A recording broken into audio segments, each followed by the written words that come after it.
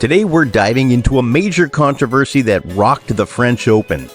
John McEnroe has some harsh words for the tournament organizers, blaming them for Novak Djokovic's serious knee injury. Stick around to find out what happened, how this could impact Djokovic's future, and what other top players have to say about it. In today's video, we'll answer 3 burning questions. What exactly caused Novak Djokovic's knee injury at the French Open? How did the scheduling decisions contribute to this incident?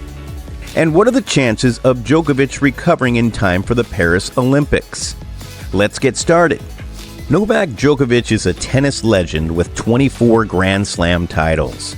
But during his intense 5-set victory over Francisco Cerundolo in the French Open's 4th round, he tore the meniscus in his right knee. The injury forced him to withdraw from the tournament and undergo surgery. The operation went well, but Djokovic has already been out of action for the past few weeks, and most likely his participation in Wimbledon will have to wait until 2025. He's hoping to return in time for the Paris Olympics on July 27th. But this injury has already cost him his world #1 ranking, now held by Italian player Jannik Sinner. Let's dive deeper into the scheduling decisions that led to Djokovic's injury. During the rain-filled first week of the French Open, the organizers tried to catch up on the schedule by moving an unfinished 3rd-round match between Grigor Dimitrov and Zizou Bergs to court Philippe Chatrier. This change delayed Djokovic's 3rd-round match against Lorenzo Musetti. The match between Dimitrov and Bergs began around 8 p.m. local time, pushing Djokovic's match to start at 10:30 p.m. This led to a grueling 5-set battle ending after 3 a.m. John McEnroe, broadcasting for NBC and Peacock, argued that it was a huge mistake to schedule a player of Djokovic's caliber so late without considering the possible duration of the match. How did playing Djokovic so late affect him physically and mentally? McEnroe emphasized that this scheduling was unfair, particularly since Djokovic had been experiencing mild knee discomfort for weeks. Playing late into the night and having to return to the court soon after was too much for anyone, even a top player like Djokovic. Djokovic's knee finally gave out in the 2nd set of the next match when he slipped on the clay. He signaled his distress to his team, received on-court treatment, and took anti-inflammatories and painkillers. Despite the medication, the physical toll was evident, and Djokovic had to withdraw the next day. McEnroe said, "Novak has been bothered by his knee for a few weeks. He had to go to sleep at 7 a.m. and come back to play a day and a half later against Cerundolo in the 4th round. It's a challenge for anyone." Let's look at the broader implications of Djokovic's injury on the tournament and his career. This incident has sparked a broader discussion about player welfare and the impact of scheduling decisions on their health and performance. With Djokovic and Rafael Nadal out earlier than usual, the French Open men's final missed these legends for only the 2nd time in 20 years. Djokovic announced that his surgery went well, and he needed at least the 3 weeks to recover. American tennis player Taylor Fritz had a similar injury in 2021 and returned to Wimbledon within a month, which offered some hope for Djokovic. McEnroe said, "If we can't say for sure, it's one of the reasons why he re-injured his knee. In any case, you don't treat a player, and especially not the best player in the world, that way."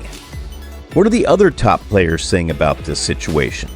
Coco Gauff, the top-ranked American woman who lost to world #1 Iga Swiatek in the semifinals, agreed with McEnroe's analysis. She mentioned that the late start against Musetti and the back-to-back 5-set matches were likely contributors to Djokovic's injury. Gauff said, "I think Djokovic's injury and subsequent withdrawal probably came from the late start against Musetti. It was unfortunate that he had to play 5-set matches back-to-back.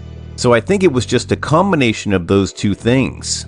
What was the immediate aftermath of Djokovic's withdrawal? With Djokovic's withdrawal, Casper Ruud advanced to the semifinals without having to play the match. However, he lost to Alexander Zverev in the semifinals.